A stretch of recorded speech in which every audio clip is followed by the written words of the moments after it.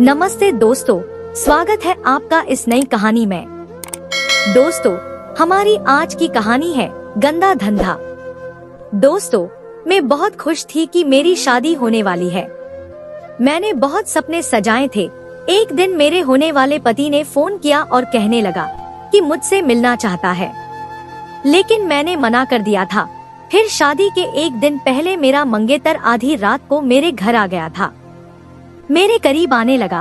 मैं उसे मना करती रही, लेकिन उसने मेरी एक ना सुनी। उसने मेरे साथ वो किया जिसे सुनकर आपका दिल दहल उठेगा।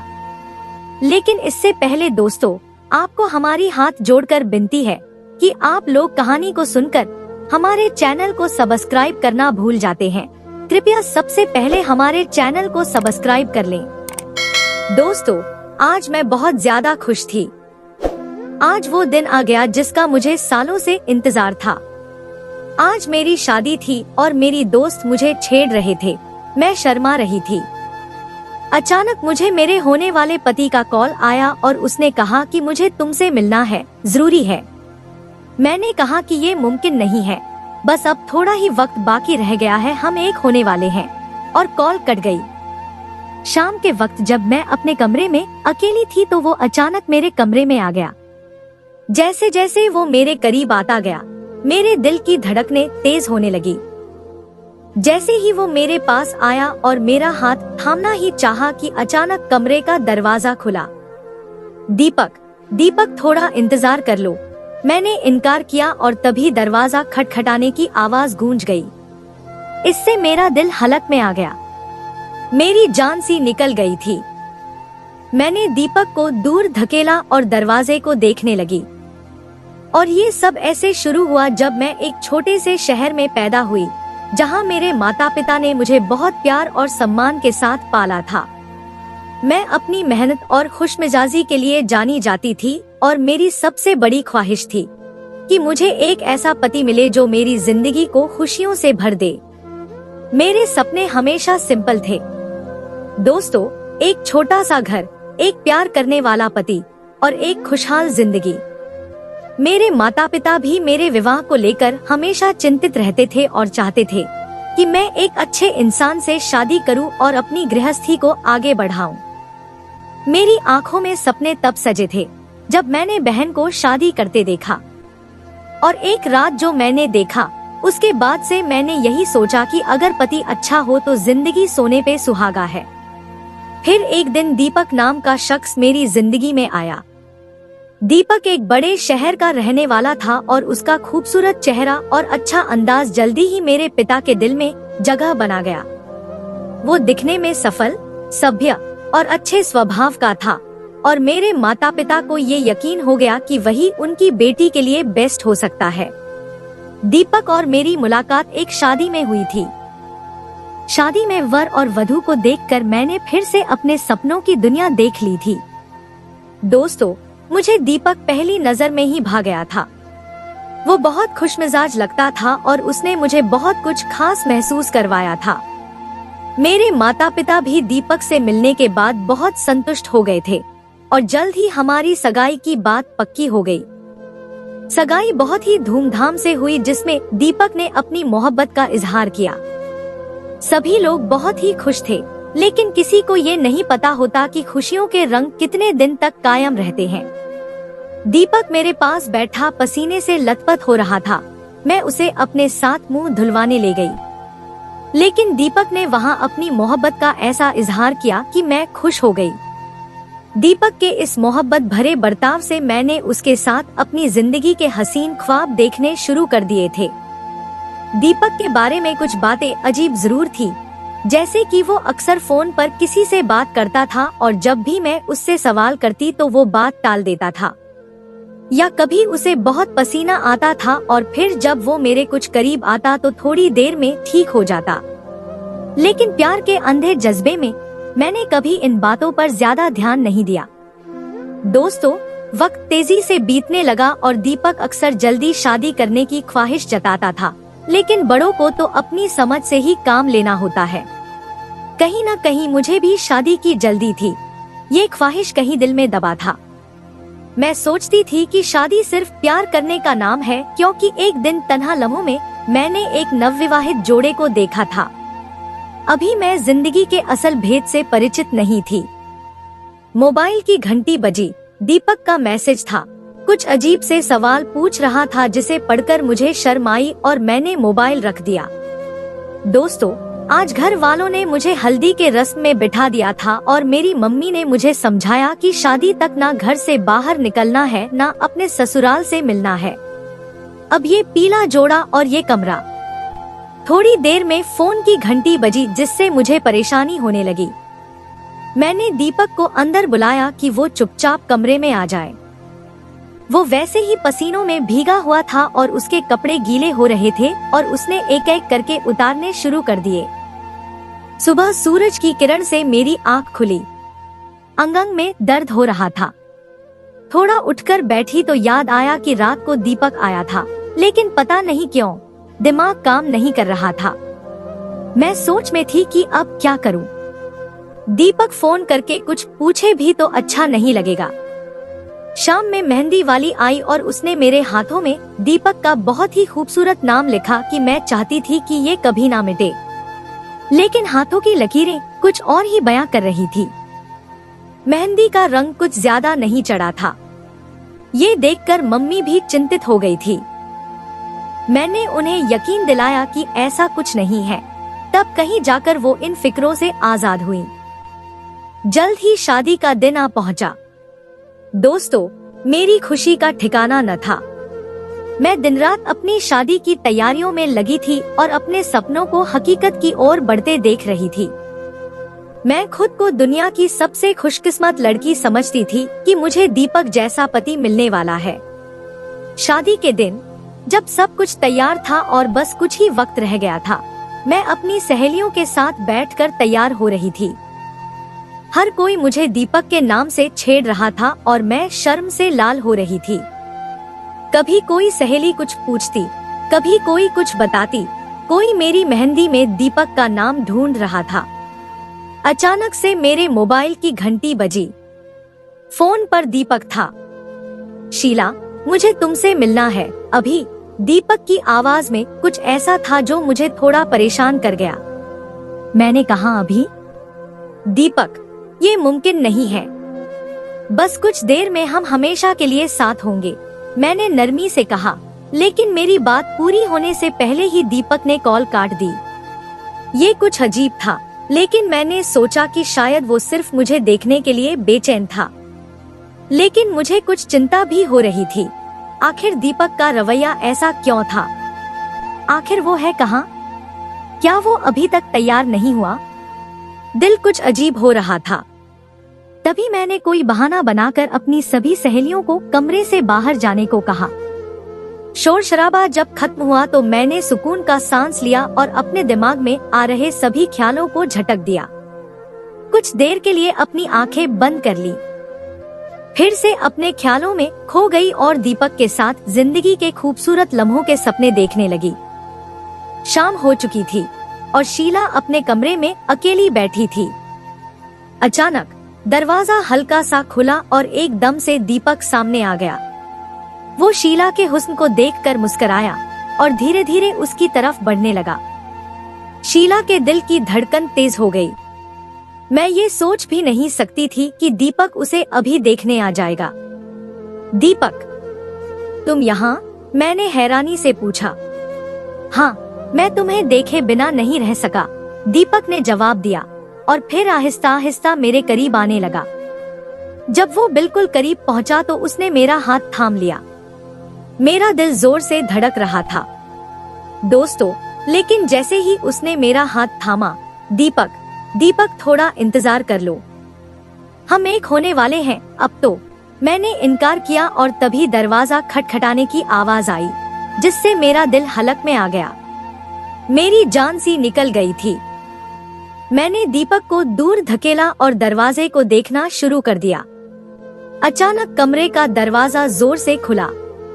हम दोनों चौंक गए और दरवाजे की तरफ देखने लगे, लेकिन वहाँ कोई नहीं था। दीपक ने मुस्कुराते हुए कहा, ये शायद हवा की वजह से हुआ होगा, फिक्र मत करो, लेकिन शीला के दिल में एक अजीब सा डर छा गया। उसे लगा जैसे कोई छिपकर उन दोनों को देख रहा है। दीपक ने मेरे साथ जबरदस्ती की, मैं भी आखिर कितना रोक सकती थी। मैं भी भावनाओं में बह गई और सब खत्म हो गया। दीपक के जाने के बाद मैंने खुद को ठीक किया। तभी मेरी कुछ सहेलियां मुझे फेरों के लिए लेने आ गईं। मैंने किसी को कुछ नहीं बताया। आखिर ये तो मेरे और दीपक की बीच की बात थी। मुहूर्त का वक्त हो चुका था और मैं मंडप में बैठी इंतजार कर रही थी, लेकिन दीपक नहीं आया। धीरे धीरे मुहूर्त का वक्त निकलता चला जा रहा था, लेकिन उसका कुछ पता नहीं था। दोस्तों, उसके घर वाले तो पहुंच चुके थे, बस उसी का पता नहीं था। मेरा दिल बैठा जा रहा था। ऐसा लग रहा था कि मैं बर्बाद हो चुकी हूँ। मेरी आंखें आंसुओं से भर गईं। मैंने खुद दीपक को फोन किया, लेकिन अब तो वो फोन भी नहीं उठा रहा था। उसके घर वाले माफी मांग रहे थे। शादी का सबसे अच्छा मुहूर्त बीत चुका था। उन लोगों ने साथ जुबान भी दी थी कि दोबारा कोई अच्छा मुहूर्त देखकर शादी करेंगे। मुझ पर कई दाग लग चुके थे। एक तो बारात वापस चले जाने का दाग, और दूसरा जो सिर्फ और सिर्फ मुझे पता था, इस खो देने का दाग। मैं कमरे में आकर बहुत रोई। आखिर दीपक ने मेरे साथ ये सब क्यों किया? रात बिस्तर पर लेटे-लेटे यूं ही कट रही थी। लगभग रात के 3 बजे मुझे खिड़की में एक साया नजर आया और मैं चौंक कर उठ बैठी, और फिर वो साया धीरे धीरे मेरे करीब आने लगा। मेरी सांस फूल गई थी। दिमाग ने काम करना छोड़ दिया। एकदम वो साया इतने नजदीक आ गया कि वो मुझसे लिपट गया। लेकिन वो आहट, वो खुशबू मैं कैसे भूल सकती थी? मैंने कहा, दीपक? उसने कहा, हाँ मैं। मैंने कहा, पीछे हटो मुझसे। आज मंडप में आए होते तो हम एक हो चुके होते, लेकिन तुमने मुझे धोखा दिया। मेरे भरोसे को ठेस पहुंचाई। तुमने मेरे साथ विश्वासघात किया, मुझे अधूरी सुहागन बना दिया। ये सब मेरे साथ ही क्यों? उसने कहा, तुम चुप हो जाओ और मेरी बात सुनो। तुम सिर्फ दीपक की सुहागन हो। तुम्हें मुझसे कोई नहीं छीन सकता। दोस्तों, मैं बोली, दीपक तुम बेवकूफ हो या मुझे समझते हो? यहाँ से चले जाओ, वरना मैं सबको जगा दूंगी। वो कहने लगा, अरे जान, मैं ना जाऊं तो? मैं गुस्से से दीपक को देख रही थी। मतलब क्या है तुम्हारा? कुछ लम्हों बाद दीपक ने एक ठंडी मुस्कान के साथ मुझे देखा और कहा, शीला, मुझे तुम्हें कुछ दिखाना है। वो अपना फोन निकाल कर मुझे एक वीडियो दिखाने लगा। जब मैंने वीडियो देखी तो मेरे चेहरे का रंग उड़ गया। वीडियो में दीपक और मेरी मुलाकात की रिकॉर्डिंग थी, जो अभी कुछ वक्त पहले ही हुई थी। मैंने बोली, ये क्या है? मैंने हैरत से पूछा। दीपक ने गंभीरता से कहा, ये सब मैंने किया है। तुम्हें एक बात जाननी चाहिए, शीला, मैं वो इंसान नहीं हूँ जो तुम समझती हो। मुझे समझ नहीं आ रहा था कि वो क्या कह रहा था। दीपक की आंखों में एक अजीब सी चमक थी और उसके लहजे में एक ठंडक थी जो पहले कभी नहीं थी। तुम क्या कहना चाहते हो? मैंने डरे हुए अंदाज में पूछा। दीपक ने एक गहरी सांस ली और कहा, मैं जिस्म फरोशी के कारोबार में शामिल हूँ और मैंने तुमसे इसलिए शादी की कि तुम्हारी खूबसूरती को इस काम में इस्तेमाल कर सकूं। दोस्तों, ये बात मेरे कानों में किसी बम धमाके से कम नहीं थे। मेरे दिल में जो प्यार था वो पल भर में टूट गया। मैं बोली, ये झूठ है। तुम ये कैसे कह सकते हो? मैंने गुस्सा होकर कहा। उसने बोला, यही सच है शीला।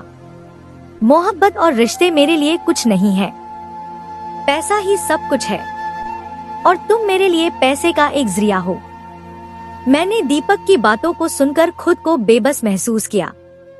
कानों पर विश्वास नहीं हो रहा था। मुझे यूं लगा जैसे मेरी दुनिया पल भर में बिखर गई हो। दोस्तों, मैं दीपक से मोहब्बत करती थी। मैंने अपना पूरा भविष्य उसी के साथ गुजारने के सपने देखे थे, लेकिन अब उसकी हकीकत एक खौफनाक ख्वाब में बदल चुकी थी। दीपक की बातों ने मुझे अंदर से तोड़ दिया था, लेकिन मैं हार मानने वालों में से नहीं थी। मैंने कहा, दीपक, तुम ये सब कैसे कर सकते हो? मेरी आवाज में हल्की कंपन थी, लेकिन मेरी आंखों में अब भी एक मजबूती झलक रही थी। जिंदगी कभी भी सपनों का महल नहीं होती, ये बात मुझे आज पता चली जब मेरे खुद के साथ ऐसा हुआ। दीपक ने अपने कंधे उचकाकर कहा, ये दुनिया ऐसी ही है शीला। पैसा सब कुछ है और जो ताकत रखता है वही सफल होता है। मुझे तो वैसे भी अभी जीना है, बहुत कुछ करना है और जिंदगी के लिए मैं कुछ भी कर सकता हूँ। आखिर तुम समझती नहीं हो ये सब मेरे लिए कितना जरूरी है। तुम्हें मेरी बात माननी होगी, वरना तुम्हारे पास और कोई रास्ता नहीं होगा। मैं तुम्हारी ये वीडियो हर जगह फैला दूंगा और फिर तुम कहीं भी मुंह दिखाने के लायक नहीं रहोगी, कहीं भी नहीं। इसलिए मेरी बात मान लो, वरना अपनी इज्जत की नीलामी देखो। इतना कहकर जोर जोर से हंसने लगा, लेकिन मैंने अपनी आंखों में आंसुओं को छुपाते हुए एक आखिरी फैसला कर लिया था। मैं दीपक के चंगुल में फंसने वाली नहीं थी। मैंने दिल ही दिल में प्रार्थना की और अपने अंदर से हिम्मत जुटाई।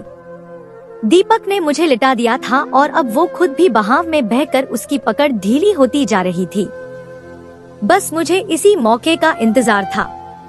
दोस्तों, मैंने अचानक खुद को उसके शिकंजे से छुड़ाया और तेजी से दरवाजे की तरफ दौड़ने लगी।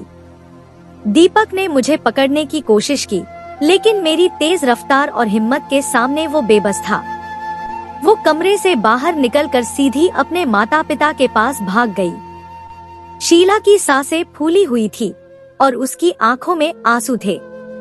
मैं माँ पिताजी को आवाज देने वाली थी, तब तक किसी ने मेरा मुंह दबोच लिया था और मेरी आवाज बंद हो चुकी थी। और वो मुझे उठाकर पता नहीं कहां से कहां ले गया और मुझे एक अंधेरे कमरे में बांध दिया। मुझे अंधेरे की वजह से कुछ खास नजर नहीं आ रहा था, लेकिन जब 2 घंटे बाद सूरज निकला तो मुझे कुछ कुछ दिखने लगा। वहाँ का मंजर देखकर मैं हैरान रह गई। मेरे साथ यहाँ और भी लड़कियां कैद थी, बेबस, मजबूर, अकेली।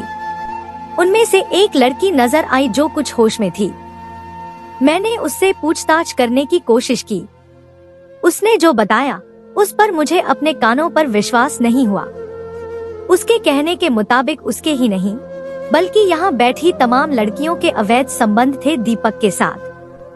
लेकिन ऐसा क्यों? एक लड़की ने बताया कि उसे बहुत बुरी बीमारी है जो ऐसे ही संबंध बनाकर दूर की जा सकती है। दोस्तों, मुझे कुछ समझ नहीं आ रहा था। अगर बीमारी है तो ये मुझे भी तो लग सकती है। मैं खुद से कहने लगी। मेरे ये शब्द सुनकर एक लड़की जोर जोर से रोने लगी। रो रो कर उस बेचारी की हिचकी आने लगी थी। दूसरी लड़की ने बताया कि दीपक दिन में कभी भी आकर हमें ले जाता है और हमारे साथ दरिंदों जैसा सलूक करता है। बहुत जल्द हम मरने वाले हैं। यह कहकर वो लड़की फूट फूट कर रोने लगी। मैं यह सब सुनकर बहुत परेशान हुई। अगर दीपक को बीमारी है और ऐसे ही ठीक हो सकती है, तब तो मैं भी मर जाऊंगी। अब मुझे बहुत कुछ सोचना समझना था। सुबह की रोशनी पूरी फैल चुकी थी। तब किसी ने आकर दरवाजा खोला और मेरा शक बिल्कुल सही निकला। वो खाना लेकर आया था। सबको उसने खाना दिया और मुझे अपने साथ ले गया। वो एक पतली सी सीढ़ी पर घसीटते हुए ले जा रहा था और फिर एक कमरे में ले गया। वहाँ उसने मेरे साथ जबरदस्ती करने की कोशिश की। दोस्तों, तभी मैंने उसके सिर पर गुलदान मारा और वो चकराकर जमीन पर ढेर हो गया। उसे गिरता देख मेरी आंखों से आंसू बहे। आखिर यह वही शख्स था जिसके साथ मैंने ख्वाबों का ताजमहल सजाया था। मेरे हाथों से ये सब कैसे हो गया? मैं वहीं खड़ी यह सब सोच रही थी। फिर मुझे याद आया कि नीचे भी कुछ लड़कियां फंसी हुई हैं, उन्हें भी बचाना है और यही सोचकर मैं वहां से भाग निकली। जल्दी से जाकर उन लड़कियों की रस्सियां खोली। अभी हम सब बाहर निकलने की ही कोशिश में थे कि किसी ने दरवाजा बंद कर दिया। अब परेशानी और मुसीबत में इंसान क्या ही कर सकता है। सब लड़कियों ने कोशिश की कि कैसे यहाँ से बाहर निकलकर हम अपने घर वालों तक पहुँचे, ताकि कम से कम हमारा अंतिम संस्कार हो सके। सब लड़कियों ने जैसे तैसे लकड़ियाँ ढूंढी और दरवाजे पर मारना शुरू किया। दोस्तों, दरवाजा बेजान हो चुका था, फिर वो आसानी से टूट गया और मैं थके कदमों से अपने घर पहुंच गई। मैंने अपने माता पिता को सारी हकीकत बता दी।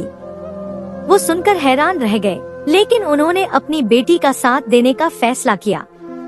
मैंने सब बात खुलकर बताई, दीपक के बारे में, उसके अवैध काम के बारे में, जिससे मेरी इज्जत चली गई और अब यह बीमारी। मेरे पिता ने तुरंत पुलिस को इत्तला दी और पुलिस ने दीपक की गैरकानूनी कामों की जांच शुरू कर दी।